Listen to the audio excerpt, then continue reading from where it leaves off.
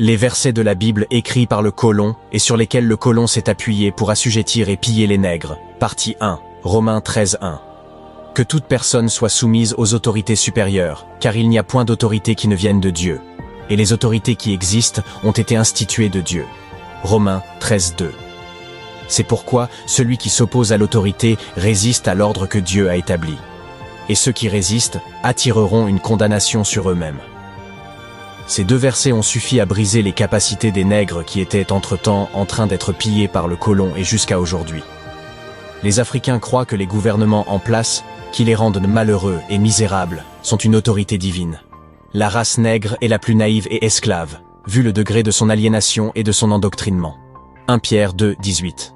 Serviteurs, soyez soumis en toute crainte à vos maîtres, non seulement à ceux qui sont bons et doux, mais aussi à ceux qui sont d'un caractère difficile. 1 Pierre 2:19. Car c'est une grâce que de supporter des afflictions par motif de conscience envers Dieu quand on souffre injustement. Matthieu 5:3. Heureux les pauvres en esprit, car le royaume des cieux est à eux. Matthieu 5:39. Mais moi, je vous dis de ne pas résister aux méchants. Si quelqu'un te frappe sur la joue droite, présente-lui aussi l'autre. Ce verset surtout a rendu les chrétiens nègres bêtes et inoffensifs, comme des moutons enchaînés quand les colons les pillaient, les frappaient, les martyrisaient, sous prétexte que Jésus lui-même descendra des cieux et essuiera leurs larmes le moment venu. Quelqu'un te maltraite. Tu es là au lieu de te défendre. Tu attends que Dieu lui-même le punisse. Marc 10:25. Il est plus facile à un chameau de passer par le trou d'une aiguille qu'à un riche d'entrer dans le royaume de Dieu.